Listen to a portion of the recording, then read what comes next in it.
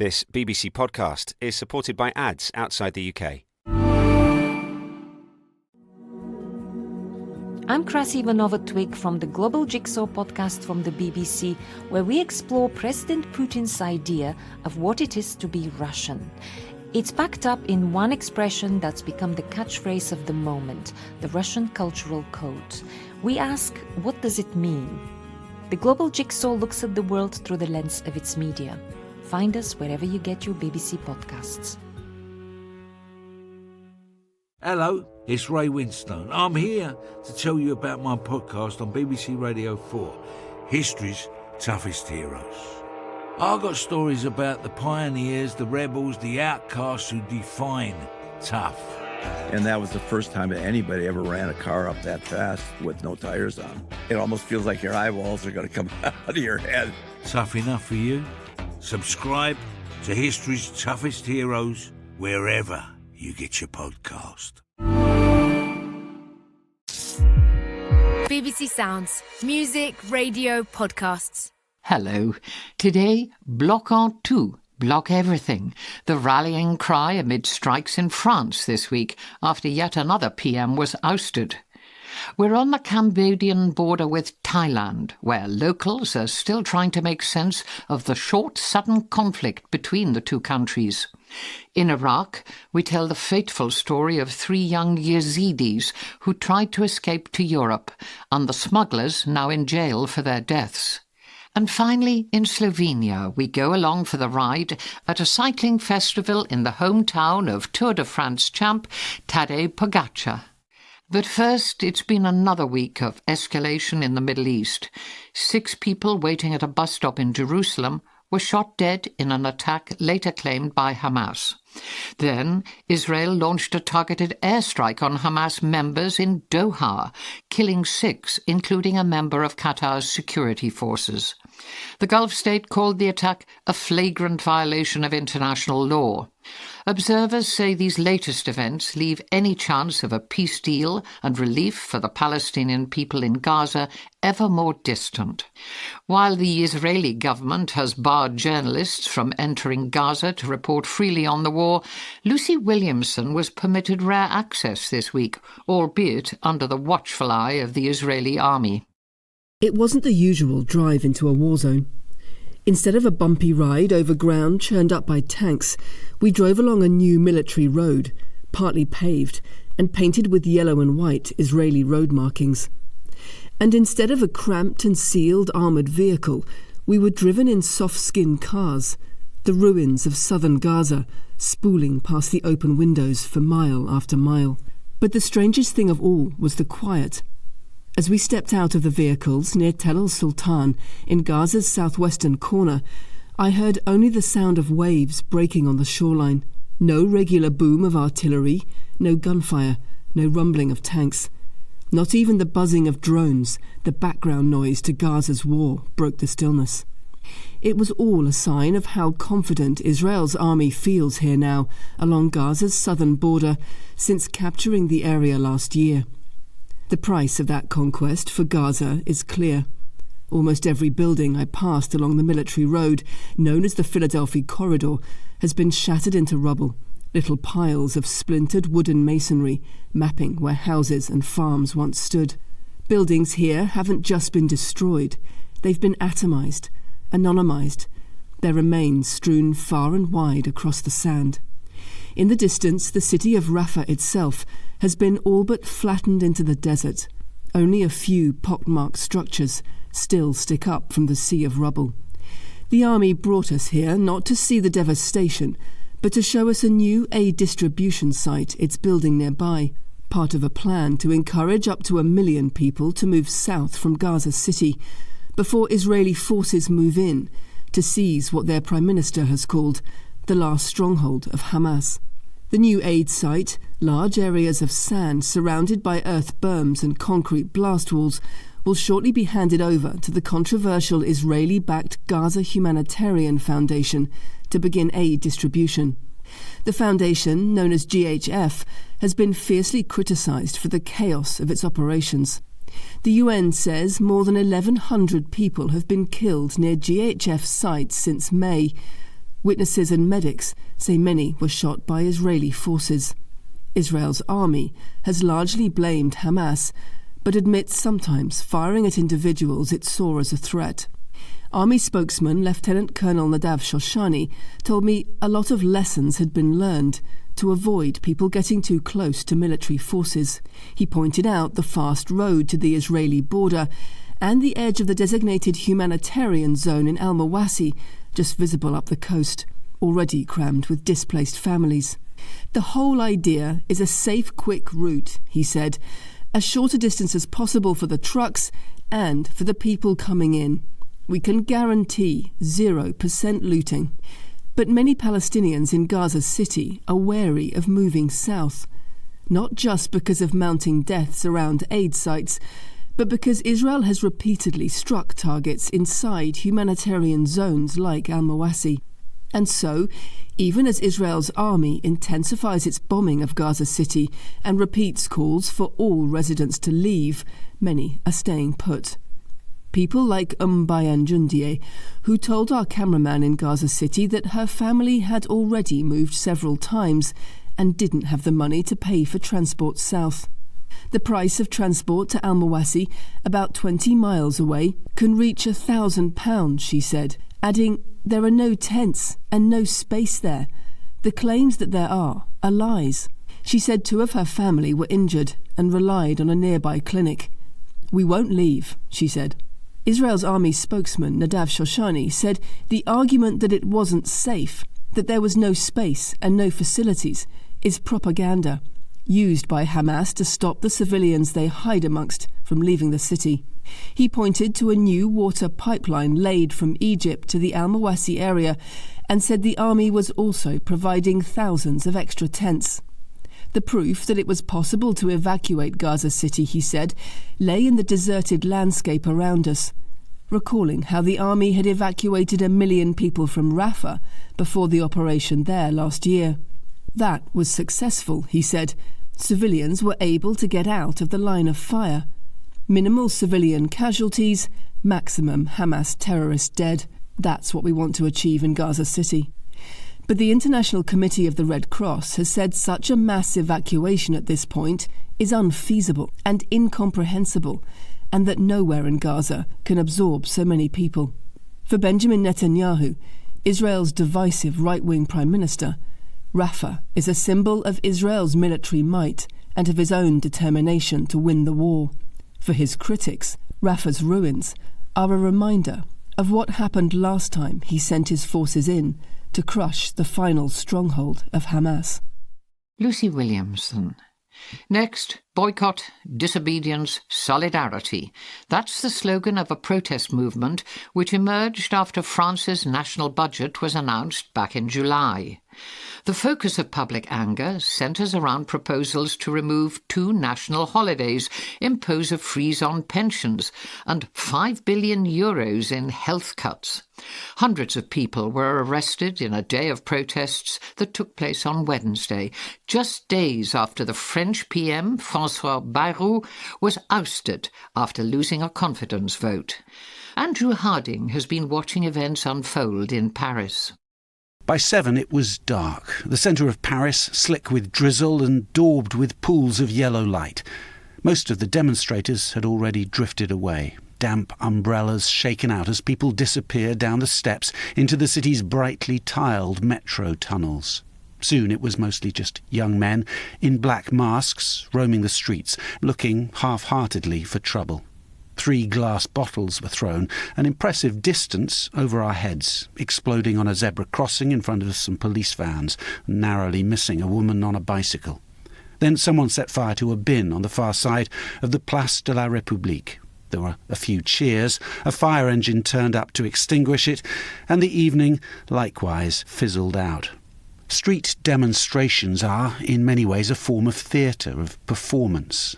Stages chosen, along with costumes, songs, speeches, drama. And every country does them a little differently.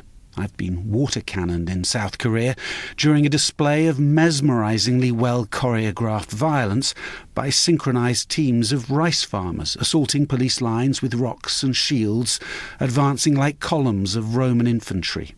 I've been caught up in a protest that turned into a lynch mob in Uganda. I've been roughed up by a crowd supporting a new constitution for Zimbabwe, and I've dived for cover from live rounds fired by police in Nairobi, Khartoum, Abidjan. But I've also listened to stirring speeches and to struggle songs roared by South African mine workers, stamping their feet in unison. France has a particularly strong appetite for street protests, more often than not from the left and far left of the political spectrum. And now, after what everyone here seems to agree is an unusually long, almost indecently long period of silence, it looks like the protest season is back. The slogans here on cardboard placards are often witty and thoughtful, lots of puns and endless references to France's revolutionary past. In case anyone had missed that reference this week, someone brought a mock guillotine to the Place de la République, along with a sign warning President Emmanuel Macron that he was going to lose his head. "We do not need another king," a woman named Anne told me, struggling to make herself heard over the chants of a long-time favourite protest song called On ne lâche rien, We're Not Giving Up. Its lyrics are a scathing attack on the French elite, on corruption, on capitalism, and an explicit call to fight. "I'm an anarchist," said Anne, 54 years old and a French language teacher at a secondary school in Paris. "We're a rich country, and I'm not against rich people," she went on. "I just think we should share things more fairly, and that includes power. One person should not have so much." These days, President Macron does seem to be staggeringly unpopular across France, and not just on the left. Even the youth, the charm, the eloquence that helped him get elected now seem to be held against him. This week, Macron installed yet another Prime Minister to try to break a deadlock in Parliament over how to trim France's soaring budget deficit. And the new man, a sophisticated young centrist, Sébastien Lecornu, may have a marginally better chance than his predecessors. But the far-right National Rally is now the biggest party in the country, and it is in no mood to compromise. Meanwhile, the left, which came together impressively to take the largest overall share in last summer's parliamentary elections, has basically been consigned to the political sidelines. Hence the return of street protests. A massive one led by the unions is planned for next week. They're usually rousing and well-organised affairs. But those young men in black masks, they're known in French as the Black Blocs, and the larger the rally, the easier it is for them to stir up trouble and provoke clashes with the police. Not that the French police seem to require much of an excuse to start with the rubber bullets and the tear gas.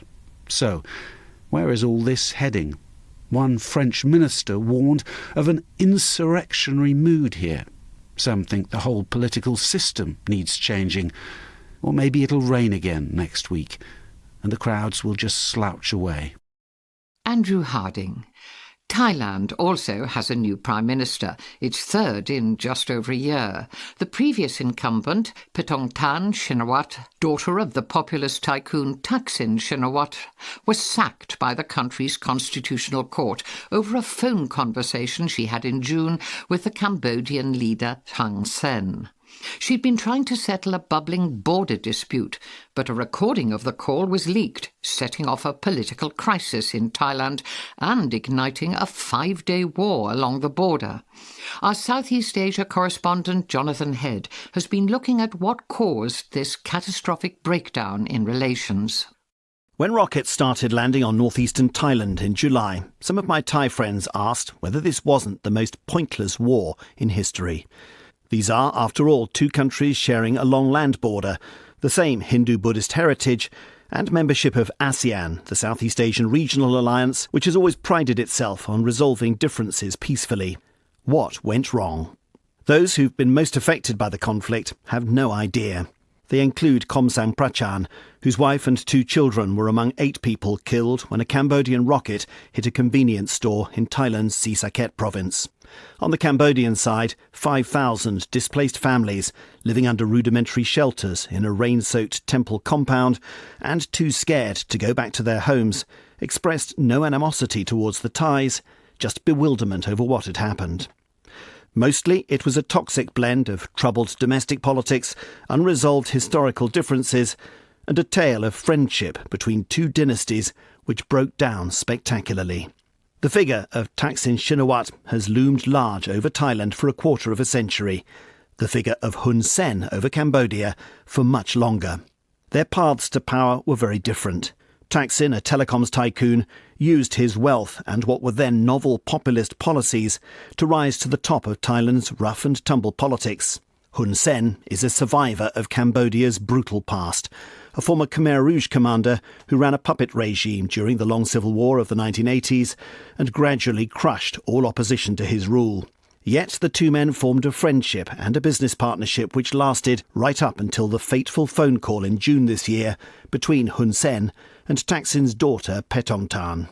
A political novice, she'd become Prime Minister last year following Thaksin's return from 15 years in exile and the formation of a coalition government led by his party. This all seemed to herald an end to the bitter feud between Thaksin and powerful conservative figures aligned with the military and monarchy. But there was still a lot of mistrust of the mercurial billionaire, and especially of his belief that Thailand and Cambodia should put aside their border dispute in favour of business opportunities. Thai nationalists feared he would make concessions to make money. Over in Cambodia, after nearly 40 years in power, Hun Sen had handed the baton to his son Hun Manet. But the old strongman still lurked behind the scenes. The country's economy was in trouble. Chinese tourism and investment had not recovered from the pandemic, and the boom spurred by land grabs and speculative property construction had run out of steam. Much of Cambodia's economy is now believed to be linked to transnational crime. Whether this was what drove Hun Sen to burn his friendship with the Shinawatra family, we may never know. What we do know is that Cambodian soldiers began pushing forward in disputed border areas, prompting Thai soldiers to push back. A Cambodian soldier was shot and killed. Thai soldiers were injured by landmines. Then, in the middle of June, Hun Sen dropped his bombshell.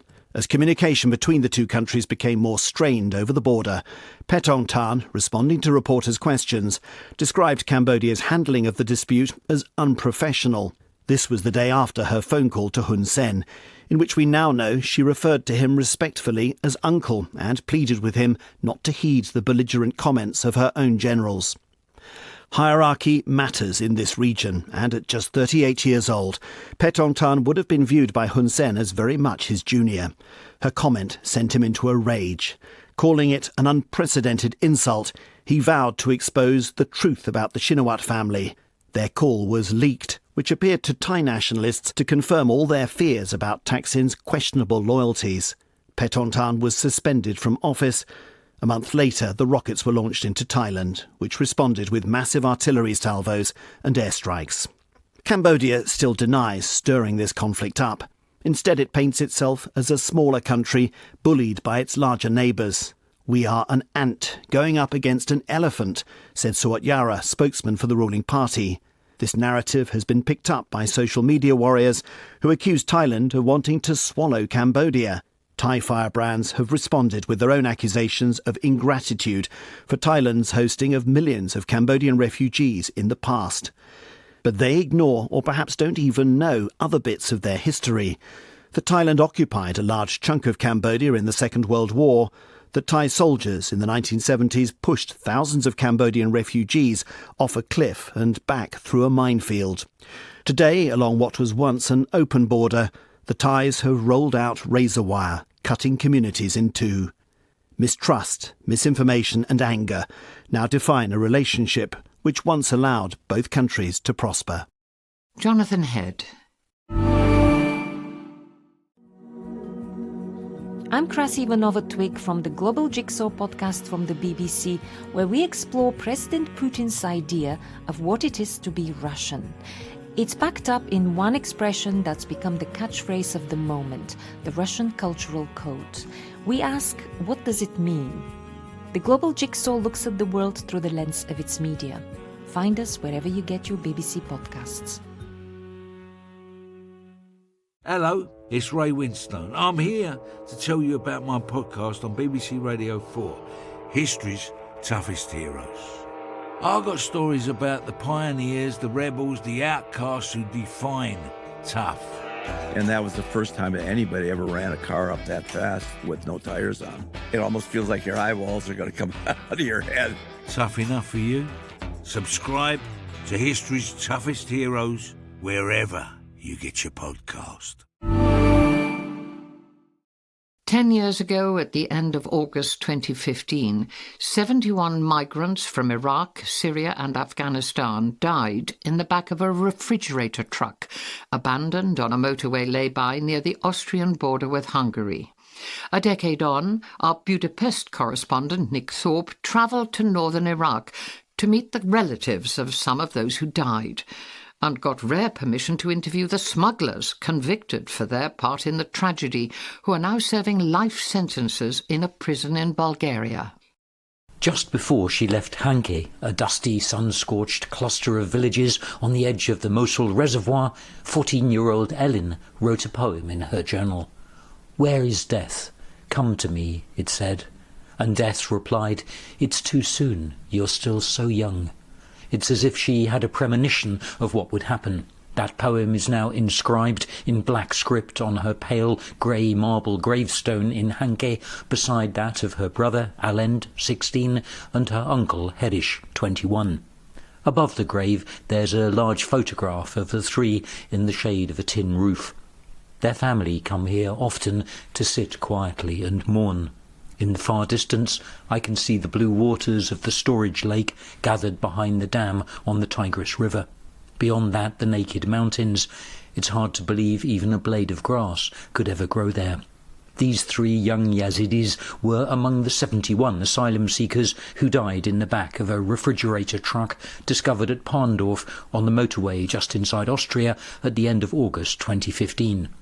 Yazidis are Kurds, but with their own distinct religion, and those living in Iraq became a target for the Islamic State. Thousands of Yazidi women were enslaved as their husbands, sons and brothers were executed. The truck picked up the 59 men, 8 women and 4 children in a forest on the Hungary-Serbia border. Within minutes of setting out, the driver heard banging and shouting. He stopped to ring another gang member, Metodi Georgiev, to ask what to do. Metodi rang the boss, an Afghan called Samsur. The original plan had been to stop to give the migrants water, but because of the commotion and the fear of discovery, Samsur told them to drive on, and if they die, dump the bodies in a forest. We know all this because the police were tapping their phones and played the evidence in court. A few months prior, the Hungarian Prime Minister Viktor Orbán ordered the construction of a long razor-wire fence on the Hungary-Serbia border. Most of those coming, he said, were economic migrants, not genuine refugees. The migrants put caution to the wind and hurried on. Before it became an untraversable barrier, the fence acted as a magnet. The smugglers, all Bulgarians bar one, were arrested by Hungarian police on the same day the truck with its gruesome cargo was discovered. They were tried and convicted in Hungary and transferred recently to Bulgaria. They agreed to an interview because they'd never been allowed to tell their side of the story, they said. So I sat for 5 hours with Metodi Georgiev and Ventsislav Todorov in a bland room provided by the prison authorities with a small window looking out over the exercise yard. 3 armed guards sat with us because these are classified as dangerous men, murderers, which they continue to deny. Everyone makes mistakes, right? Metodi tells me, I've made mistakes too. I regret what I've done, but I didn't kill these people deliberately. I'm not a terrorist. He's haunted by the thought that without parole he will die in jail. He's only 39. While Metodi was a professional smuggler, Ventsislav was a newcomer. He did it, he says, to repay a loan. He might get out on good behaviour after 30 years. Back in Iraq, Elin and Alen's parents, Hazem and Gorje, are still overwhelmed by grief. They never got back the $24,000 they paid smugglers to take their children to Germany. The men who set up the trip disappeared, Hazem says. Since then they've had 2 more children, Elin and Alenda, named after their dead brother and sister. As we talk, the little girls play outside in the yard. Gorje, the children's mother, tells me she had a dream after the tragedy. Herish, her brother-in-law, who also died in the truck, appeared to her. "I'm so sorry," he said. "It was not in my hands. I couldn't do anything." The smugglers I met in the prison are not humans, Hazem says. How could they shut them into such a space without air? Let's leave it for God and the European governments to give them what they deserve, he says. Nick Thorpe. And finally, a little over 2 million people live in Slovenia, but this modest country of mountains, lakes and forests has produced 3 of the greatest male cyclists of their generation. And one of them, Tadej Pogačar, is arguably on track to become the greatest of all time after taking his 4th Tour de France title earlier this year. But he's not forgotten his roots, and every year hosts a cycling carnival in his home village of Komenda. Guy Delaunay went along for the ride. "You didn't recognise me," said the woman who'd parked my bike at Comenda's fire station, an amused smile playing at the corners of her mouth. It wasn't a rebuke, merely mild surprise and possibly relief that a journalist hadn't twigged who she was. That probably doesn't happen too often these days to Marieta Pogačar. After all, her son Tadej is the world's greatest male road racing cyclist and one of the most famous people in Slovenia. But she was still getting stuck in at the cycling carnival held in the Tour de France champion's home village. Thus, Marieta had duly racked my humble aluminium steed alongside a row of sleek carbon fibre frames and issued me with a wristband. In Komenda, cycling's family atmosphere is alive and well. Bike racing always used to have something of a village fete atmosphere about it. You could mingle with the riders before the events in a way that simply wasn't possible with the superstars of other sports. That's changed somewhat with the arrival of more money and greater professionalism. Today, Pogačar is living proof of this. He uses a custom-made 3D printed saddle on a bike that already costs as much as a small car. Wind tunnels help him to perfect his riding position, and his helmet has been specially designed to accommodate the tufts of blonde hair that poke through the air vents. But what cycling fans love about Poggy is that he rides like a racer of the old school. He doesn't just save his efforts for the Tour de France, but rides in the much-loved one-day races known as classics.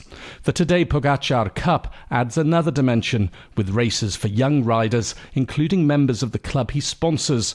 It's called, what else? Poggy Team. Naturally, the event was bedlam of the best kind. Komenda normally has a population of just 1,000 people, but many times that number descended on the day of the Cup.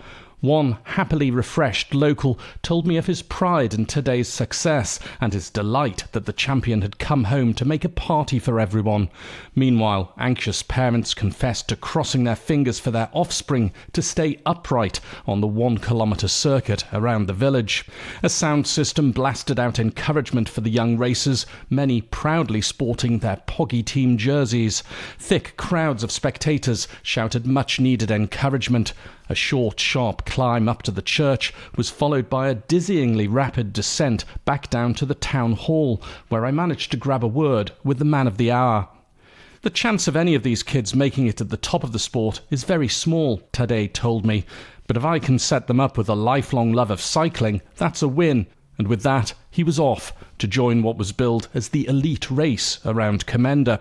Bike racing is notoriously hazardous, and some stars would steer clear of a twilight twirl around a tight street circuit, especially with amateur and semi-pro riders who might not have the kind of positional awareness you need to stay safe in a big bunch. But Tadej joyously embraced the situation. In fact, you could hear him whooping with delight as he swept through the corner next to the town hall. That wouldn't have come as a surprise to anyone who watched the final stage of this year's Tour de France in Paris. Poggy had already secured overall victory, and heavy rain had forced the official end of the race with 50 kilometres to go. But he and a handful of other riders, including his fellow Slovenian Matej Mohoric, still chose to finish with a high-speed, two-wheeled battle up and down the rain-slicked cobbles of Montmartre, partly for the glory of winning the stage, but mostly, it seemed, for fun. In Komenda, Matej reflected on how Slovenia punches far above its weight, not just in cycling, but basketball, skiing, and many other events. We're a nation of sport. It's just in our DNA, he told me. That's bad news for racing cyclists from other countries, and never mind the future. They've got more than enough to worry about for the present, because not only does Tadej Pogacar win almost every race he enters, he doesn't even turn 27 until later this month. Guy Delorney, and that's all for today. We'll be back again next Saturday morning. Do join us. I'm Krasi Ivanova-Twig from the Global Jigsaw podcast from the BBC, where we explore President Putin's idea of what it is to be Russian. It's packed up in one expression that's become the catchphrase of the moment, the Russian cultural code. We ask, what does it mean? The Global Jigsaw looks at the world through the lens of its media. Find us wherever you get your BBC podcasts. Hello, it's Ray Winstone. I'm here to tell you about my podcast on BBC Radio 4, History's Toughest Heroes. I've got stories about the pioneers, the rebels, the outcasts who define tough. And that was the first time that anybody ever ran a car up that fast with no tires on. It almost feels like your eyeballs are going to come out of your head. Tough enough for you? Subscribe to History's Toughest Heroes wherever you get your podcast. This BBC podcast is supported by ads outside the UK. I'm Krasi Ivanova-Twig from the Global Jigsaw podcast from the BBC, where we explore President Putin's idea of what it is to be Russian. It's packed up in one expression that's become the catchphrase of the moment, the Russian cultural code. We ask, what does it mean? The Global Jigsaw looks at the world through the lens of its media. Find us wherever you get your BBC podcasts.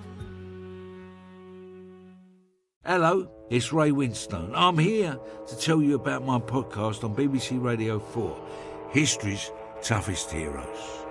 I've got stories about the pioneers, the rebels, the outcasts who define tough. And that was the first time that anybody ever ran a car up that fast with no tires on. It almost feels like your eyeballs are going to come out of your head. Tough enough for you? Subscribe to History's Toughest Heroes wherever you get your podcast. BBC Sounds. Music, radio, podcasts. Hello. Today, after Pakistan and India agreed to a ceasefire, we hear from correspondents on both sides of the border about the impact the recent conflict had on local communities and their concerns over the prospects for a lasting peace.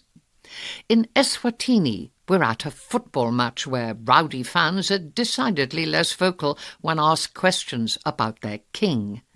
And we're in Venice, where residents are divided over a new tourist tax designed to stem the tide of day trippers. But first, Israel's continued blockade of humanitarian aid in Gaza has drawn international condemnation. Israel has said the blockade is necessary to put pressure on Hamas to release remaining hostages, and has accused the group of stealing and hoarding aid. Meanwhile, amid Israel's continued bombardment, an operation is underway to evacuate sick and injured children from Gaza to neighbouring Jordan for medical treatment. Fergal Keane travelled with two families making the journey. There were lights coming on in the desert towns. We flew from cluster to cluster. In between lay the land, settling into coolness after the heat of the long day. Safa Salah was staring from the window of the helicopter. She was excited. The noise of the chopper was too loud for me to hear anything she might have wished to say, but she typed furiously on her mobile phone and passed it to me. The message read, "My God, Jordan is so beautiful." Beside her was her 16-year-old son Yusuf, and next to him was 9-year-old Sama and her mother Isra Al-Jameh. The children are both cancer patients. They and their mothers had been travelling all day. A journey from Gaza by road to the border of Israel and Jordan, and then by helicopter to the Jordanian capital Amman. What a week of haunting images and words. The hand of Sama, grasping tightly the hand of her mother, her face expressionless, staring out of the window. And Mother Imra telling me Gaza was horrible beyond all words. The words of Israel's Minister of Finance, Bezalel Smotrich, who said Gaza would be totally destroyed.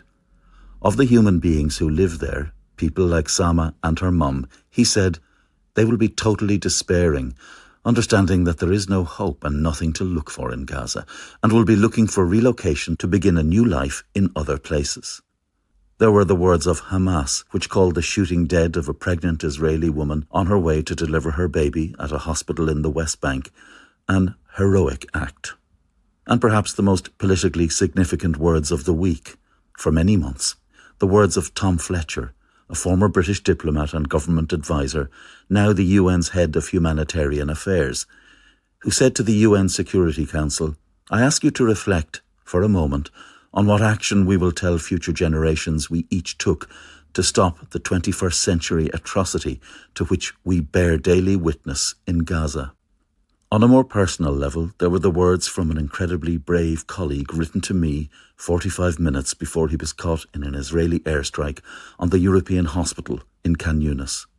I cannot name him, that is for his own safety, but let me tell you he is young, serious, devoted to seeking the truth. And earlier in the week he had filmed the story of Siwar Ashur, a 5-month-old Palestinian girl suffering from acute malnutrition, a child whose large brown eyes dominate her shrunken frame. I watched the images repeatedly. It's the nature of having to edit for television. Again and again you must look. While my colleague was filming Siwar in southern Gaza, I was on the other side of the border, filming the devastation of Gaza from a lookout point. Where I was, food was plentiful. My colleague wrote to me, Siwar's story broke something in all of us, and working on it was one of the most painful things I've ever had to do. But I knew her face, her name and her story had to be seen, had to be heard. Then I heard there'd been an attack on the hospital where he'd gone to film at the request of our team. When he did not respond to our calls later that afternoon, I began to feel a sense of foreboding. It lasted until news came that he had been wounded. Nothing more for a sickening 10 minutes, then a fragment, but a truly beautiful one. The wounds are not serious. He's being discharged from hospital. 28 people were killed and dozens wounded in that bombing. Israel alleged that the leader of Hamas was hiding in a command bunker under the hospital. We have not been given evidence that proves this. I simply don't know how our BBC team in Gaza continues to function. For 19 months they've been locked inside this war. Every day they go out and risk their lives to send images to the world outside. Heroic doesn't begin to describe them. But by now they know how the world's attention can easily flit away. Still they keep going. It is their place, Gaza, and their families and friends who are under siege. For the rest of us, and I mean the journalists outside, there is the frustration of being locked out of the story by Israel. But also, speaking for myself, the shameful relief that I am not the one smelling the dead every day or wondering if I will be the next to die. At the end of this terrible week, I am thinking, as a journalist, a student of history, as a human being, of the question posed by Tom Fletcher in his UN speech. Addressing the representatives of the world's great powers about what action they proposed to take on Gaza, he said, "It is a question we will hear, sometimes incredulous, sometimes furious, but always there for the rest of our lives." Fergal Keane.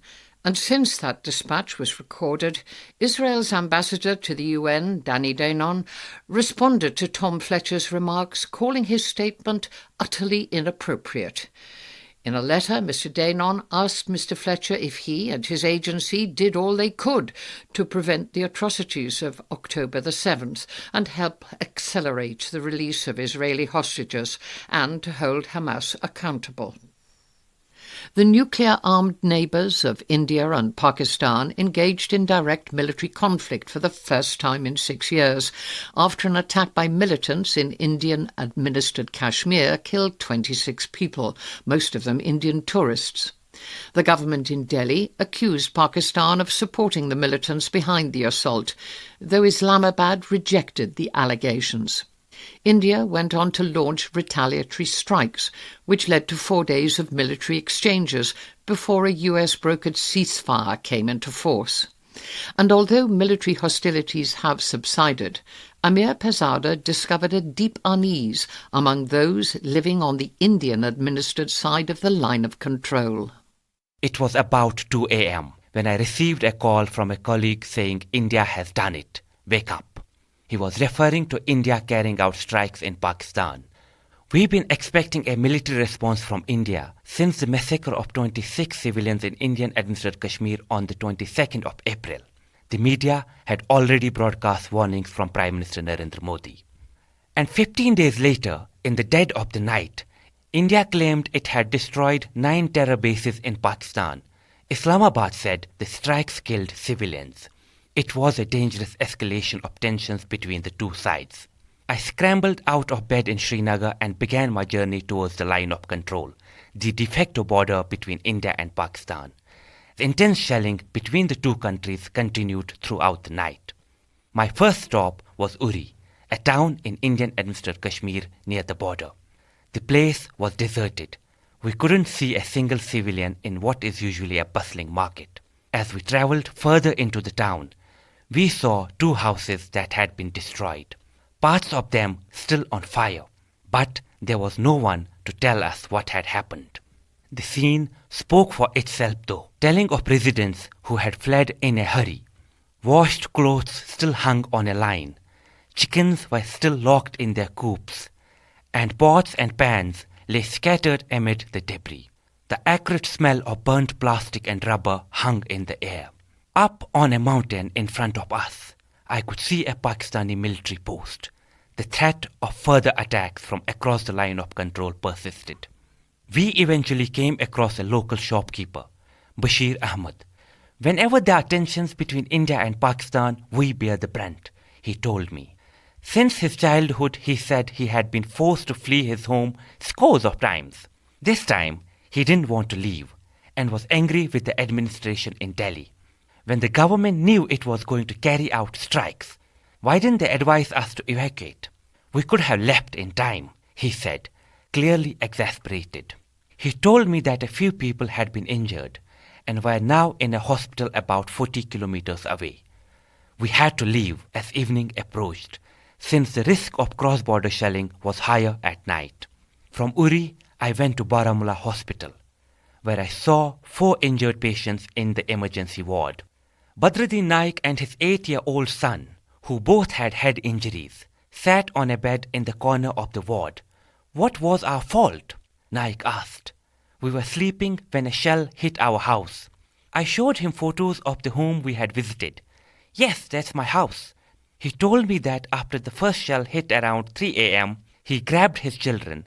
They ran out, up into the mountains, hiding under huge rocks. While we were there, we saw 2 more shells land on and around my house. In the morning after the shelling stopped, Naik and his family were eventually rescued by the police. Since then, we have been in the hospital. We have no idea if anything is left of our home, he said. 2 days later, just before 6 in the morning, I was suddenly woken up again, this time by the sound of 2 explosions in Srinagar, the capital of Indian-administered Kashmir. Then followed a power blackout. 40 minutes later, another powerful blast shook the hotel I was staying in. Pakistan announced it had fired missiles at Indian military posts. The entire city was in shock, enveloped in an eerie silence, broken only by the occasional sound of explosions. Fear gripped the region as everyone braced for the possibility of all-out war, a threat they thought had receded in recent years. But within a few hours, President Donald Trump announced that both countries had agreed to an immediate ceasefire, leaving people surprised but relieved. I drove back to Uri, where people were now returning to find their homes had been destroyed. Among them was Mahmoud, who lived there with his family. They were now staying with neighbors.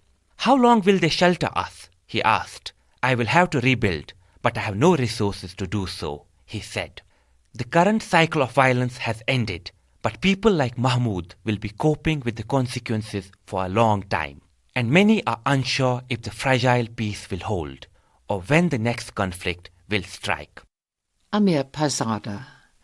Following the recent conflict, Pakistan's Prime Minister Shehbaz Sharif declared a day of the Battle of Truth to commemorate the country's self-proclaimed victory. During this latest escalation with India, Pakistan's military was keen to portray a strong image of an army taking control and protecting its people. Azadeh Moshiri reports from Pakistan on the army's efforts to regain public confidence. Who won the war? It's a question both Pakistan and India have been in overdrive trying to answer since the ceasefire was announced around a week ago. I walk into a McDonald's just off the motorway between Pakistan's capital Islamabad and one of its major cities, Lahore. Here all signs point to victory. Green and white Pakistani flags adorn self-service stands and hang from the restaurant's ceiling and windows. Patriotic music produced by Pakistan's army blares out of the speakers. Eventually, a staff member dressed in a white robe and green scarf sees me staring at the decor, smiles deeply, and says, "Victory," and asks whether I'd like to pose for a photo next to the flags. For Pakistan's army, the recent conflict has been a big opportunity to win back public support. Pakistan has alternated between military and civilian rule since its inception in 1947. Though the last time the army was officially in power was in 2008, it is still seen by many as a kingmaker pulling the strings behind the scenes. But ever since the army's public rift with former Prime Minister Imran Khan, who's now in jail facing corruption charges, support for the military has been weaker than in past decades. Mr. Khan's own army of supporters, who came out in force in the last election, blame the military for his fall from power. As for the rest of the country, the ensuing political instability and weak economy have soured their view. So as Pakistan came under fire from Indian drone and artillery attacks, this was the army's moment to remind the public of their worth. To do so, they marched into an information war with India. Pakistan-administered Kashmir is hard to access as a foreign journalist, but when India launched what it termed retaliatory attacks, the Pakistani military invited our team to join them on a rare escorted visit. We made our way through winding roads in an armoured car and up the region's rugged hills. As we came closer to Muzaffarabad, our final destination, we drove past a large plaque on the side of the road. It featured an engraving of Muhammad Ali Jinnah, the country's founder, and his famous words, "Kashmir is the jugular vein of Pakistan." As our team got out of the air-conditioned car, we felt the full force of the thick heat. Our escort led us to a tall building with very few walls left. Rubble and glass shards littered its floors. The military communications officer pointed to the ruins beside us and claimed loudly, "This is a mosque India has attacked." I stared at him and then looked back at the building. In its dilapidated state, it was hard to imagine anyone praying there now. India claims it was targeting terrorist infrastructure. India also accused some mosques of serving as schools for militants. But the soldiers around me insisted this was only a place of worship. There was no way for our team to verify the nature of targets hit by India or the history behind them. As I walked around, I saw a gate leading to a house next door. A man named Safir was waiting there near another officer. His home was mostly intact, but its windows appeared to have been blown out by the strike.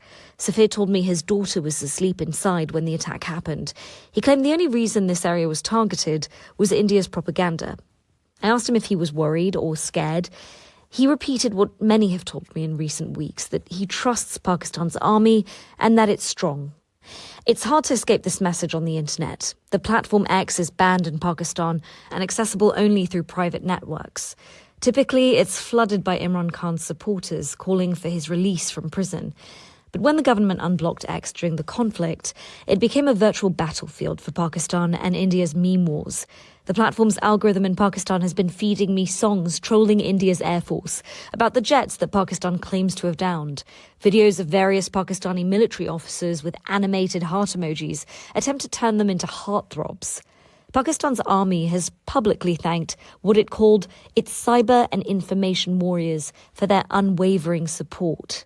When I returned to Lahore, I noticed new posters of General Asim Munir, the country's army chief, lining the streets. Since the ceasefire, he's now seemingly front and centre. But as I check the morning papers, the news agenda is slowly turning back to its pre-conflict state. Economic bailouts, crime, and political turmoil. At least for now. I'm Krasivanova-Twig from the Global Jigsaw podcast from the BBC, where we explore President Putin's idea of what it is to be Russian. It's packed up in one expression that's become the catchphrase of the moment, the Russian cultural code. We ask, what does it mean? The Global Jigsaw looks at the world through the lens of its media. Find us wherever you get your BBC podcasts. Hello, it's Ray Winstone. I'm here to tell you about my podcast on BBC Radio 4, History's Toughest Heroes. I've got stories about the pioneers, the rebels, the outcasts who define tough. And that was the first time that anybody ever ran a car up that fast with no tires on. It almost feels like your eyeballs are going to come out of your head. Tough enough for you? Subscribe to History's Toughest Heroes wherever you get your podcast. Azadeh Moshiri. The landlocked kingdom of Eswatini, formerly known as Swaziland, is one of the last remaining absolute monarchies in the world. King Mswati III has been in power for nearly 40 years, and during his reign, critics have accused him of repressing opposition. Back in 2021, several dozen people were killed and hundreds of businesses were destroyed during weeks of protests calling for democratic reform. Tim Hartley recently travelled to the kingdom, where, in the stands of a local football match, he managed some discreet conversation about the current political climate. As you drive from South Africa to Eswatini, neat rows of planted trees open up to soaring mountains. You then drop down the valley towards the capital, Mbabane. The richly green hills with bald rock peaks are pockmarked with red-roofed buildings.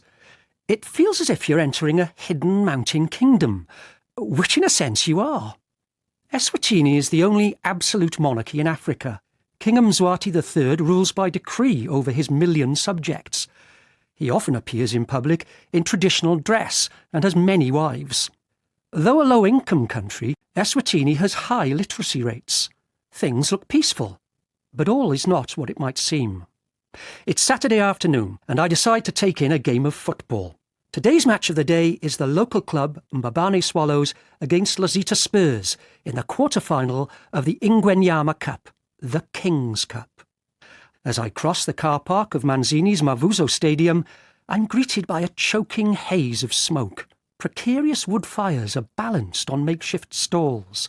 Flattened grilled chickens and blackened sausages are being picked at by fans squatting under the trees.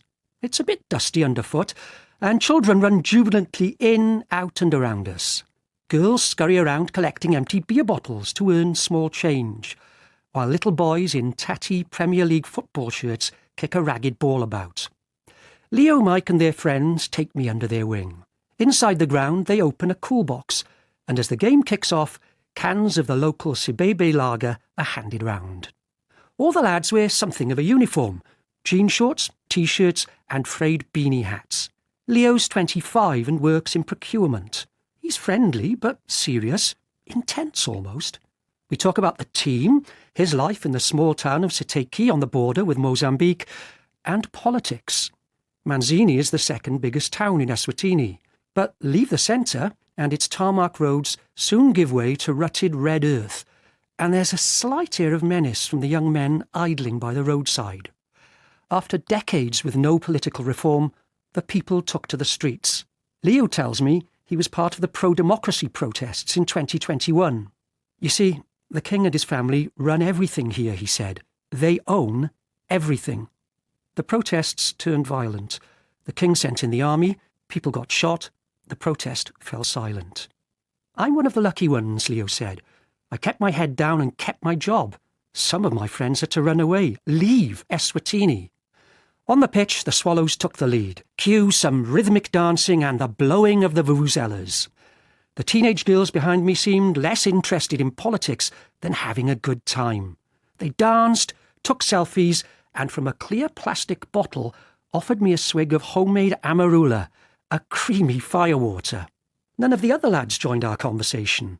Maybe they were scared to speak out. Leo settled back into his seat. Things may look better here now, but they're not, he said. Last year, a human rights lawyer was shot, and the opposition leader, Mlungisi Makanya, left the country after his house was torched. He was poisoned in South Africa in an apparent assassination attempt. But King Mswati seems oblivious to all this, taking extravagant trips with family and friends to Dubai and Ethiopia. Mike thinks the crackdown has emboldened the king. These days you can only express your loathing of the monarchy on social media, he says. They've got private security in from South Africa, and you can't say anything much. There's surveillance. The Eswatini government insists its critics are only a minority of the population, and that calls for democracy have to align with the country's culture and traditions. But it's also jailed former MPs inside the country, and claimed that some of its media critics, based abroad, are terrorist entities. At the final whistle, the Swallows ran out 3-1 winners. The crowd went wild and started chanting, "City Halala winner, City Halala winner." But Leo sat down, tight-lipped. "What's that?" I asked him. With a resigned shrug, he said, "It's like a celebratory chant people sing. It actually means, 'Hail the King.'" The day after the match, I visited the capital for lunch with Leo. As we bid our farewells, he said his people have almost given up. "We're worn down, frightened, and now just get on with life," he sighed. "You guys in the West go on about democracy in Hong Kong and places, but you've completely forgotten about us." Tim Hartley.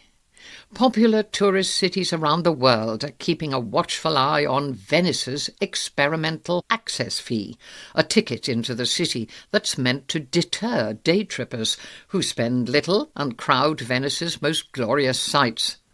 Simon Bush reports from the streets of La Serenissima, the Serene City as it's affectionately known, as divisions have opened up between tourists and residents, separated by an apparently unbridgeable canal. It's the question on almost every Venetian's lips. Will Jeff Bezos have to pay the access fee? Will his invited guests, who reportedly include Ivanka Trump, Oprah and Bill Gates, cough up for an entry ticket, the city's experiment in combating mass tourism, when Mr. Amazon makes his TV star fiancée Mrs. Amazon in the city in June? That Bezos appears to have hired every water taxi in Venice ahead of time won't endear him to locals, but then many residents oppose any more visitors to the city at all. Applying in peak season only, from April onwards, the €5 Venice access fee, introduced in 2024, is back, now in force for twice as many days each year. You pay online, and it's checked by stewards at city access points. That's right, you now need a ticket just to enter a city. Venice is the first metropolis to levy such a charge, and other tourism centres are watching the trial keenly. Something has to be done. Navigating the streets of probably the most beautiful city in the world, you soon wonder, where are all the Venetians? Unless they're the ones wearing flip-flops and bum bags and sporting a global kaleidoscope of tattoos. No, the Venetians must be the relatively slight, typically stylish ones, scurrying to escape the tourist crowds. "We're like pandas in a zoo," one tells me, and there are ever fewer of them. Real Venetian residents now number just 35,000, campaigners say, with 700 leaving each year. The city last lost this many people in the Great Plague of 1630. Of the tourists, 35 million visited last year. Most were day trippers, which is who the access fee is meant to target. Day trip equals bad trip for local authorities. These frugal, short-term visitors bring sandwiches and a fizzy drink in their backpacks, rather than bringing custom to the numerous trattorias, and that doesn't compensate for their crowding out St. Mark's Square and the city's other bucket list glories. And you have to ask, what's the point in seeing Venice for a day anyway? With Titians and Tintorettos around every corner, you go to Venice to soak in the creative genius of Europe's past. That's what it's for. Not to eat deep pan pizza, which I have to say is not very Venetian, or stock up on authentic carnival masks knocked up in the People's Republic of China. Yet even the access fee, say local campaigners, is only a band-aid on a wound. Tourist numbers, they point out, have actually increased by 10% since it was introduced. They argue that city authorities, giddy on tourism revenue, mainly brought in the measure to stave off a UNESCO World Heritage danger listing. A ticket to enter the city merely hastens Venice's transformation into a theme park, opponents say. Already tourists ask when Venice closes, as if it's Disneyland. Residents are instead demanding action to address holiday lets like Airbnb. There are now more beds in Venice for tourists than Venetians, say number crunchers from the grassroots group Occhio.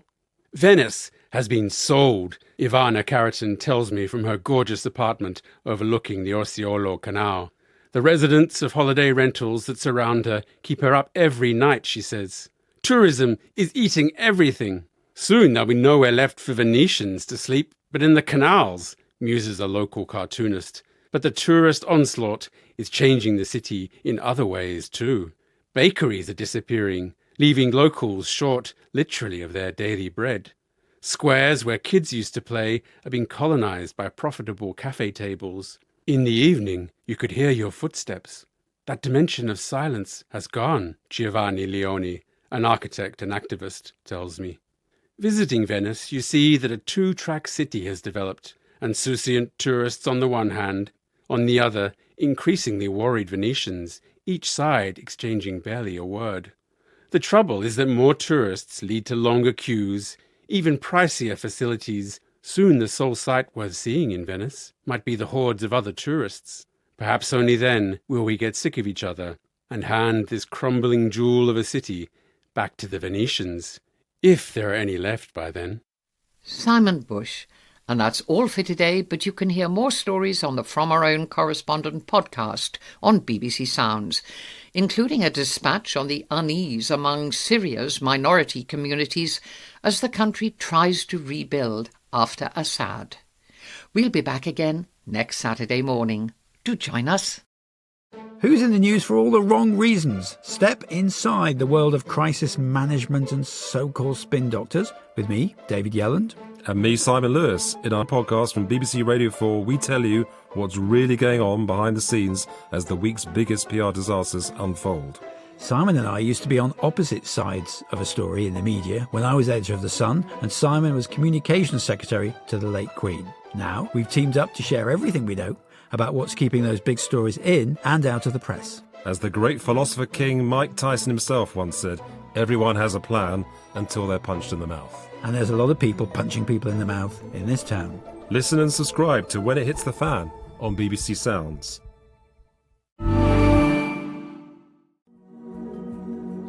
I'm Krasi Ivanova-Twig from the Global Jigsaw podcast from the BBC, where we explore President Putin's idea of what it is to be Russian. It's packed up in one expression that's become the catchphrase of the moment, the Russian cultural code. We ask, what does it mean? The Global Jigsaw looks at the world through the lens of its media. Find us wherever you get your BBC podcasts. Hello, it's Ray Winstone. I'm here to tell you about my podcast on BBC Radio 4, History's Toughest Heroes.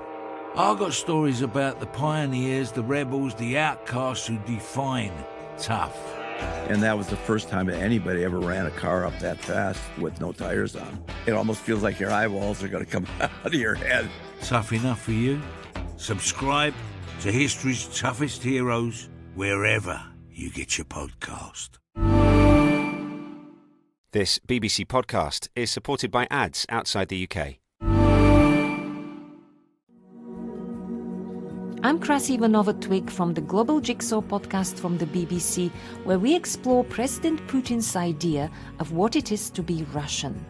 It's packed up in one expression that's become the catchphrase of the moment, the Russian cultural code. We ask, what does it mean? The Global Jigsaw looks at the world through the lens of its media. Find us wherever you get your BBC podcasts. Hello, it's Ray Winstone. I'm here to tell you about my podcast on BBC Radio 4, History's Toughest Heroes. I've got stories about the pioneers, the rebels, the outcasts who define tough. And that was the first time that anybody ever ran a car up that fast with no tires on. It almost feels like your eyeballs are going to come out of your head. Tough enough for you? Subscribe to History's Toughest Heroes wherever you get your podcast. BBC Sounds. Music, radio, podcasts. Hello. Today, as Canada prepares to go to the polls on Monday in a tight election race, it's the name which isn't on the ballot that's proven to be a game-changer. In Kenya, a Chinese-backed port development promises lots of new jobs, but what do the locals make of it? In California, we hear how the threat of wildfires has left homeowners in limbo as insurance companies cancel their policies. And finally, we head to Syria and its ancient archaeological sites, where tour guides are hoping for a new travel boom after the fall of Assad. But first, hundreds of thousands of people convened in St. Peter's Square this morning for the funeral mass of Pope Francis. People from around the world travelled to Rome this past week to pay their respects, but his death was perhaps most acutely felt thousands of miles away in Latin America. Home to some 40% of the world's Catholics, they were immensely proud of the first South American Pope, and although he never returned to his native Argentina, Pope Francis did visit several other countries in the region, including Brazil, Cuba, and Mexico, where Will Grant reflects on his legacy. Miguel Pantaleon's earliest memory is of accidentally kicking a football into a neighbour's yard in the dusty Mexican village of Rincón del Carmen. As the young boy, the 11th of 13 siblings, gingerly crept into the next-door property to retrieve his lost ball, the elderly owner emerged. Rather than scold Miguel, he told the impressionable child something which would stick with him for life. He said, "You have a divine calling," Miguel remembers, although back then I didn't know what he meant. Some 30 years later, Miguel was ordained as a priest in his parish church just metres from that house, fulfilling his neighbour's eerily accurate prediction. These days, though, joining the priesthood in Mexico is a very different prospect to when Miguel was growing up. Statistically speaking, it's the most dangerous priesthood in the world. And Miguel's diocese is perhaps the deadliest of them all. It covers an area of western Mexico known as Tierra Caliente, meaning hot land, a reference to its insufferable heat, but which befits its extreme drug violence too. Contemplating the challenges ahead, risking his life to travel to cartel-controlled villages to administer the sacrament, or preaching forgiveness and compassion to a congregation containing some of Latin America's most violent men, Father Miguel turned to the words of Pope Francis. "It's not down to me to judge who can receive the sacrament and who cannot," he says. "First of all, God is for everyone, and the Church is open to all. It is a church in outreach, as Papa Francisco put it," he explained. It's a brave sentiment, considering where he's from. Here, criminal gangs have been known to force priests to take drug money, supposedly to absolve them of the sins committed to earn it. Such questions are more than just moral dilemmas, though. To reject it, indeed to turn down any demand from the cartels, can amount to a death sentence. Specifically, Miguel was referring to the papal teachings in the Evangelii Gaudium, an apostolic exhortation by Pope Francis in 2013 on the proclamation of the gospel in today's world. In it, Pope Francis insisted that the Eucharist is not a prize for the perfect, but a powerful medicine and nourishment for the weak. Inside the seminary where Miguel studied, outside the dangerous city of Ciudad Altamirano, there's a stark reminder of what's at stake for clergy and nuns in Tierra Caliente, the grave of a murdered priest who taught there.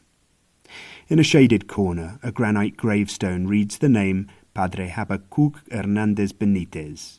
Better known to his friends and flock as Padre Cuco, he was killed in June 2009, shot 16 times by unknown gunmen shortly before his 40th birthday. Today, pilgrims visit his grave to revere the slain priest as almost a local saint. The year in which Padre Cuco was killed marked a parting of the waves in the worsening violence in this region, his friend Father Marcelino Trujillo, another instructor at the seminary, told me as he tended to his chickens and picked limes from the orchard. Like Miguel, Father Marcelino finds solace in Pope Francis's words about the sacrament being nourishment for the weak and the Church being the house of the Father, where there is a place for everyone. It's the most advanced doctrine in our Church at this time, Marcelino says.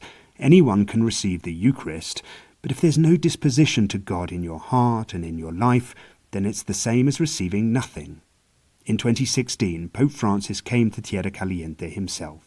During his papacy, his critics claimed his words of reform didn't always translate into meaningful actions, but not when it came to standing alongside the intimidated clergy of western Mexico.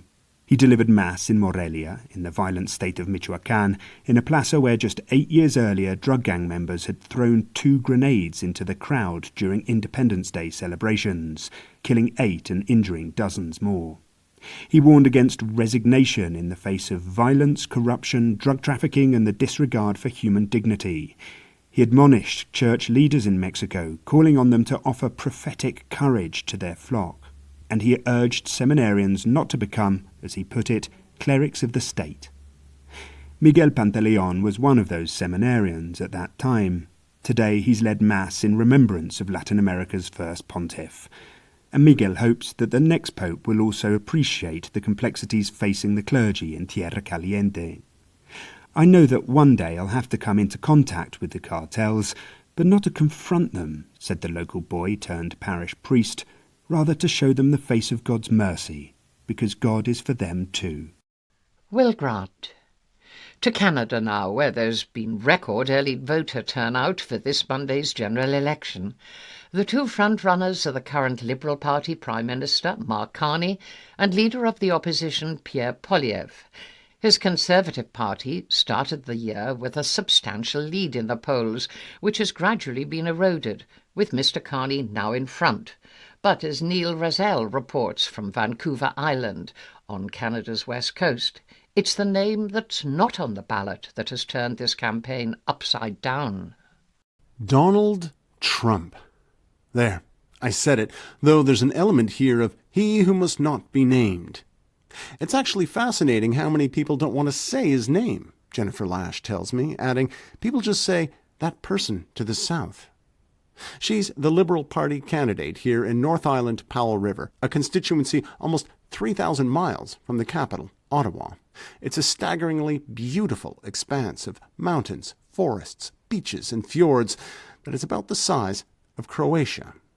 And while Donald Trump may not be on people's lips, he is on their minds. Specifically, his trade war and talk repeated this week in the Oval Office of Canada becoming the 51st state. People are very nervous about the strength of the economy and our sovereignty, Lash says. They feel Donald Trump is our biggest threat. This threat has utterly transformed this election. It has turned from a multi-party contest fought around a variety of regional and national issues into a simple referendum on which of the 2 main party leaders can best defend Canada. In the red corner, Liberal Mark Carney, a former central banker with no frontline political experience. In the blue corner, Conservative Pierre Poilievre, a lifelong politician. Mr. Poilievre began this year in an enviable position with an almost 25-point lead over the Liberals. His message of change after what he called a lost Liberal decade under Justin Trudeau seemed to resonate. But when Mr. Trudeau stepped aside for Mr. Carney and Mr. Trump stepped forward with tariffs, everything changed. Today, the same national poll tracker that had the Conservatives far ahead now has them behind the Liberals, though by just 4 points, and the gap has tightened in the final days. Some of the credit goes to a change in tone from Washington. Early in the campaign, President Trump posted that he had just spoken to, quote, Prime Minister Mark Carney. Given that he'd spent months trolling his predecessor as Governor Trudeau, the title for leaders of U.S. states, many saw it as a big win for Canada. For the most part, Mr. Poilievre has tried to steer away from talk of Trump and towards the cost of living and wooing blue-collar voters with a mantra of boots, not suits. It's a slogan almost tailor-made for North Island, Powell River. There's a sense here that the traditional industries of fishing, logging, and mining have seen their best days. Not because of global forces or reckless corporations, but because of incompetence, neglect, or even attack from the Liberal government in Ottawa. Take the order to close all open-net fish farms by 2029. The idea is to protect wild salmon, whose declining numbers through these waters is seen as more than an economic loss. It's seen as cultural and even spiritual. But the decision was made without much of a plan of how to help the fish farm industry or its workers. Conservatives believe they can take this riding from Canada's third party, the left-leaning New Democrats, or NDP as they're known. Blue Conservative signs were first to go up in large numbers when the campaign began. Mr. Poilievre visited early on and has stood by the local candidate, Aaron Gunn, even as there have been loud calls to drop him from the ticket. Many Native leaders and others accuse Mr. Gunn of downplaying the awful legacy of Canada's residential school system. It saw tens of thousands of First Nation, Inuit, and Métis children forced to attend often brutal residential schools in the 19th and 20th centuries. In 2022, Canada's Parliament voted unanimously to call it genocide. Pope Francis used that word too. But an old tweet still on Mr. Gunn's account reads, "There was no genocide." Mr. Gunn, who was unavailable for interview and didn't attend any all-party candidates' debates, responded on social media to his critics, saying, in part, "I have always been firm in recognizing the truly horrific events that transpired in residential schools, and any attempt to suggest otherwise is simply false." Could all this cost the Conservatives? In the short term, probably not. In fact, it might even help. The people most outraged by Aaron Gunn were unlikely to have voted for him in the first place. Their choice is split between the Liberals, Greens, and New Democrats. Tennealle Johnston, the NDP candidate, says she spends all day, every day, talking to people worried about splitting the vote. It's what pollsters call the ABC factor. Anyone but Conservatives. And it's helping drive the remarkable Liberal recovery in this election. Voters nationally appear to be abandoning the NDP. What's the takeaway? Canada's next Prime Minister will have not one, but two key jobs. How to deal with Donald Trump, of course, but perhaps even more difficult, how to govern an increasingly polarized nation. Neil Razell. Now to Kenya, where the coastal port of Lamu has been a hub of global trade for hundreds of years. Since the 14th century, Swahili merchants and seafarers, as well as traders from Oman and Zanzibar, sailed the seasonal monsoon winds to travel across Arabia to India and back again, carrying valuable cargo. Now a new Lamu port is taking shape, largely funded by Chinese loans. Costing around $3 billion to complete, it's central to a transport corridor known as LAPSET, which stretches to South Sudan and Ethiopia. Beth Timmins has been speaking to locals about Kenya's economic progress. Elias steered the Dow sailing boat with the kind of mellow ease that only comes from years of experience with the work at hand. His son, 10-year-old Abdul, deftly scaled the deck, tying and knotting. As the sun set, the honeyed canvas sails billowed in the gentle breeze. Elias let me try steering the well-worn tiller, and I could feel the strong catch of the current and the pull of the sail above. Little Abdul was sure-footed around the Dow boat's great beams, made from the mangroves that skirt the Swahili coastline. With the tide out, the exposed mangrove roots looked like some great many-legged insect. They sustain a rich array of nesting wildlife, to which the egrets, dotted like pearls in their green branches, and the little yellow flycatchers attest. Behind them and deeper inland stood ancient baobabs, with elephant skin trunks over 30 feet wide. They stood in beds of their own furry green-gold seed pods, the smallest of which was still bigger than my outstretched hand. I asked Elias whether Abdul wanted to be a fisherman too. "He has a life on boats if he wants it," Elias replied with a smile. Dhows were some of the earliest craft to navigate the coasts of Africa and the Middle East. They would have been a familiar sight from the archipelago on the northern coast of Kenya. The port of Lamu was an ideal stopping point for those hoping to ply gold, grain and spices along the centuries-old Indian Ocean trade routes. Its skyline today is crowned with mosque minarets, and the walls of its streets are made with coral stone, which glows a rosy hue in the warmth of its sunsets. Pink bougainvillea spills out over rooftops and doorways, and the narrow maze of streets is still only wide enough for donkeys rather than cars.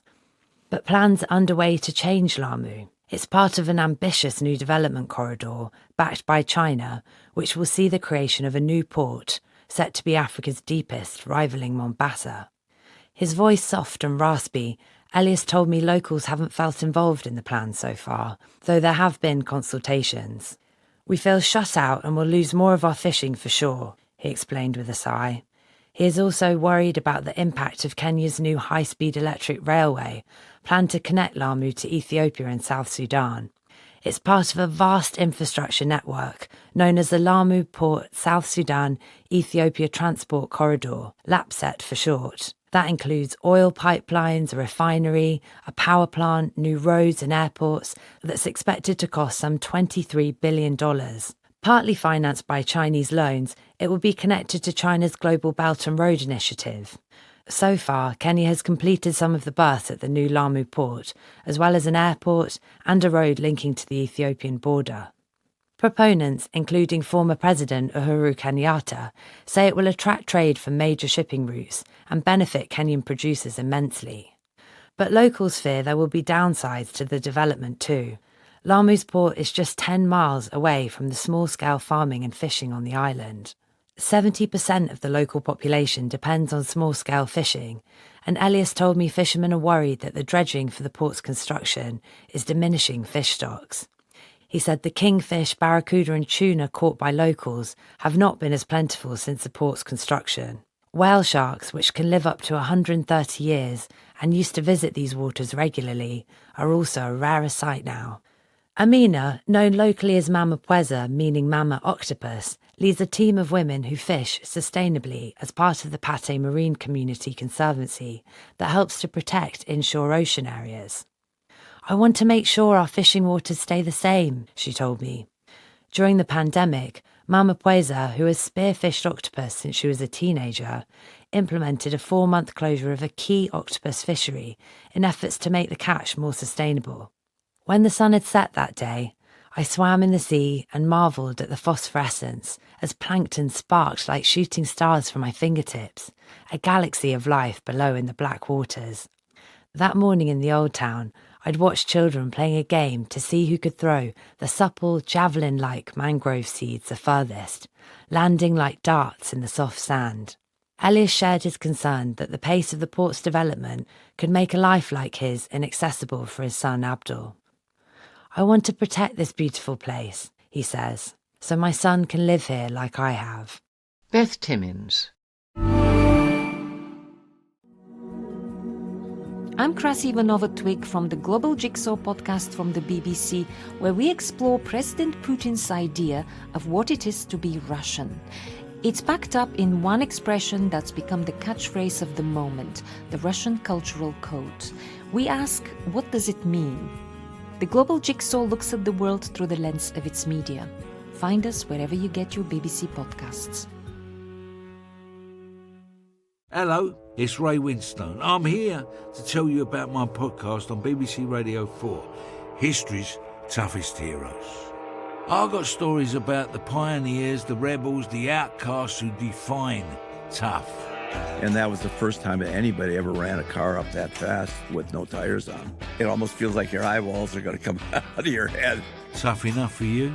Subscribe to History's Toughest Heroes wherever you get your podcast.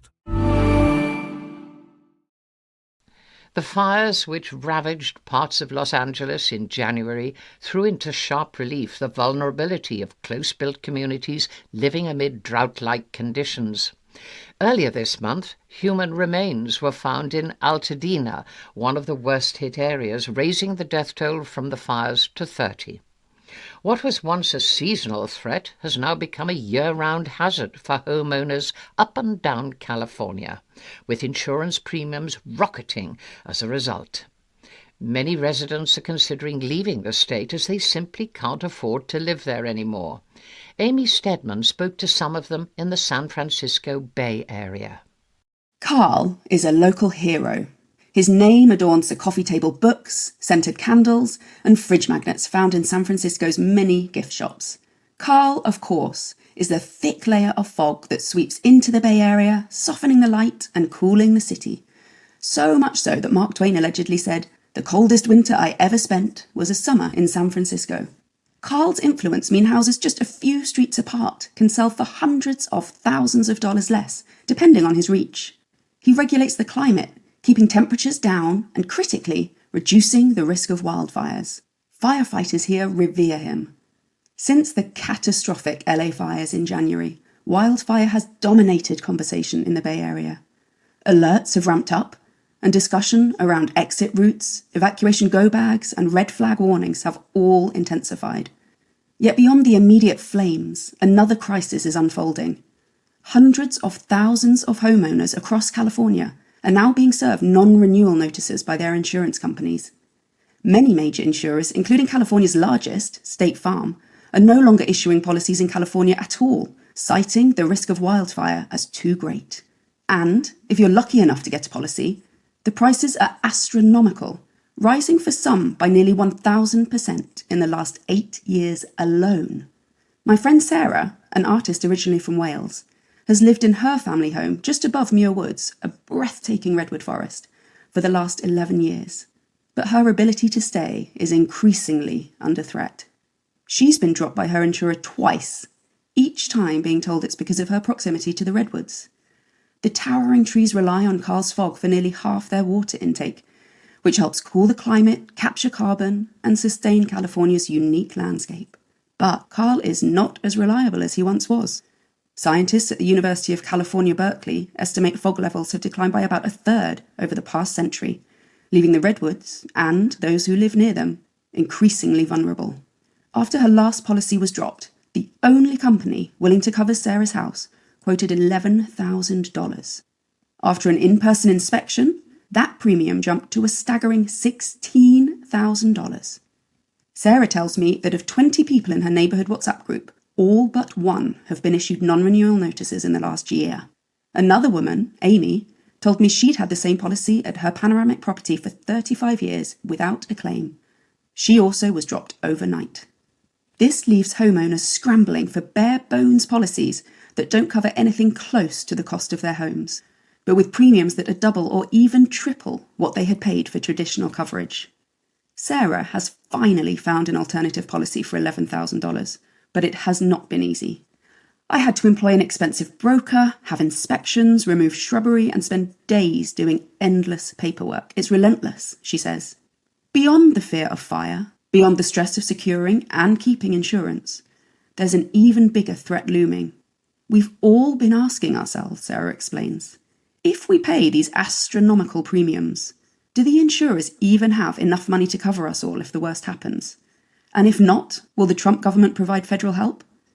President Trump has been critical of the response to California fires and threatened to withhold federal assistance unless the state changes its water laws and implements mandatory ID checks for voters.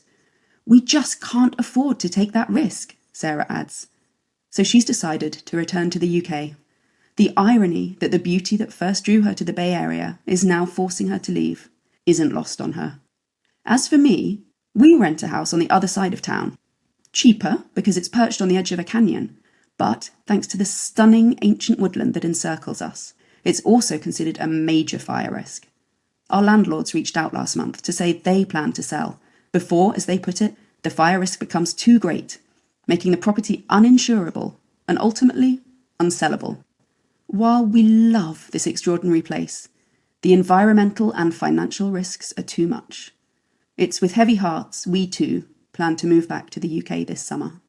Amy Stedman. And finally to Syria, home to several UNESCO World Heritage Sites, which were once a draw for tourists from all over the world and a major source of employment. But during 14 years of civil war, Syria's tourism industry flatlined, and several ancient sites were damaged by the Islamic State.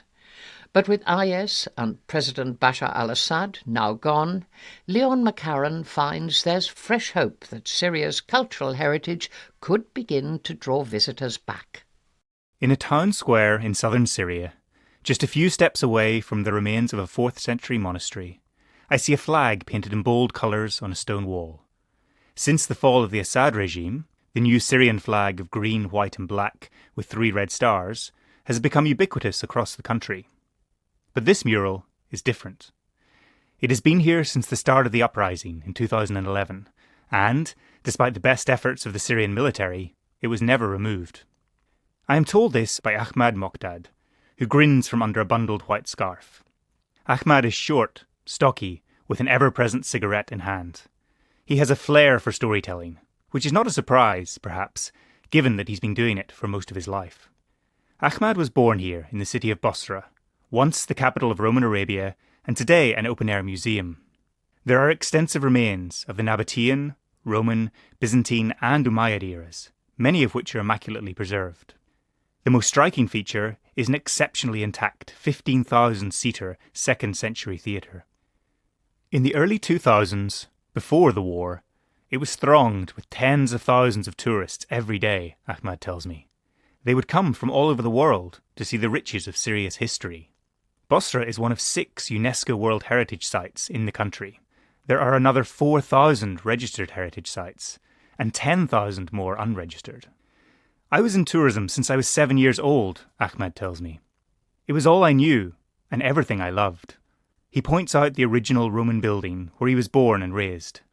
Beside it is the Cardo, or main north-south street, with uneven cobbled stones and tall ornate columns. I started by selling souvenirs here, Ahmad says. When he got older, he opened his first shop beside an ancient bathhouse.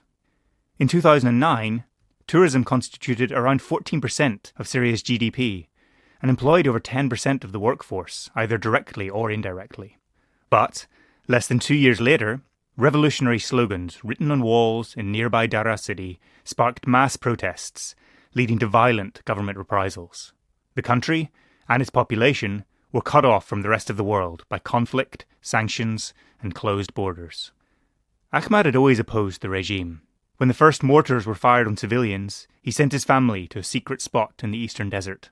For the next 12 years, he fought with the Free Syrian Army. He was injured 3 times, he tells me. Twice by regime snipers, and once by an ISIS fighter. He was constantly on the move, and his home city, ancient Bosra, became a battleground. Today, Bosra is empty. The only people we see are an elderly man and his son scraping under one of the rocks, hoping to find an old coin to sell. As we walk, Ahmad tells stories that he remembers from back when he was a guide. But now he also talks about the war. The 2 major narratives of his life have become intertwined in these streets. My family always says I didn't know how to cry. But when I reached Damascus, after the fall of Assad, then I cried, Ahmad says. He spent a day in the capital, then returned home, where he has already opened a restaurant. Now, he wants to see tourism return. He is not alone. Many in Bosra relied on tourism, as did tens of thousands of Syrians living close to the Greco-Roman site at Palmyra or around the Crusader castle at Crac de Chevalier. But even with Assad gone, the challenges are huge. The security situation in the country is still highly unpredictable. At the end of March, new appointments were made for the Ministries of Tourism and Culture, along with the country's new cabinet, but it remains to be seen how effective the transitional government can be. Many tour guides are now looking to the future, with the same mixture of optimism and concern as Ahmad. Wasim al-Bahra, one of the founding members of Syria's Tour Guiding Association in the 1990s, told me that he does believe tourism will flourish here again, but it needs time. We have everything here, but we have to go slowly, he said. Syria is a custodian of so much of the world's heritage, he stressed, and the economy needs the sector to grow and create jobs. But infrastructure is poor. We don't have enough tour companies, or hotels, or good restaurants. Plus, he concluded, safety has to always be the top priority. Before I leave, I drink tea at Ahmad's new restaurant. I ask him how his family are settling back into life in Bosra.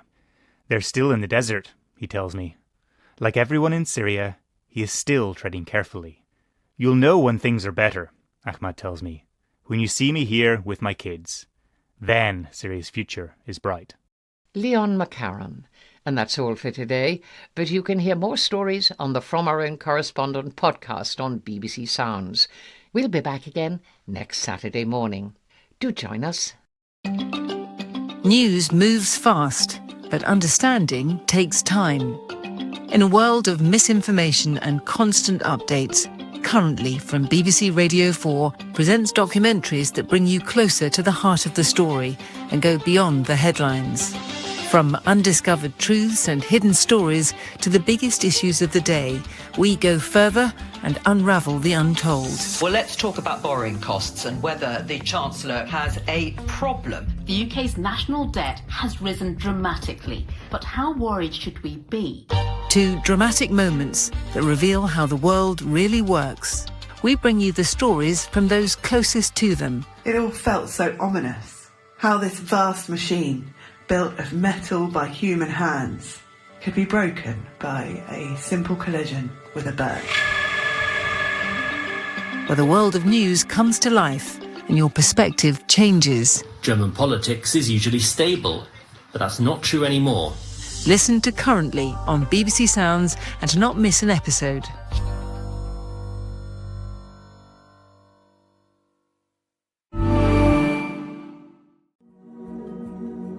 I'm Krasi Ivanova-Twig from the Global Jigsaw podcast from the BBC, where we explore President Putin's idea of what it is to be Russian. It's packed up in one expression that's become the catchphrase of the moment, the Russian cultural code. We ask, what does it mean? The Global Jigsaw looks at the world through the lens of its media. Find us wherever you get your BBC podcasts. Hello, it's Ray Winstone. I'm here to tell you about my podcast on BBC Radio 4, History's Toughest Heroes. I've got stories about the pioneers, the rebels, the outcasts who define tough. And that was the first time that anybody ever ran a car up that fast with no tires on. It almost feels like your eyeballs are going to come out of your head. Tough enough for you? Subscribe to History's Toughest Heroes wherever you get your podcast.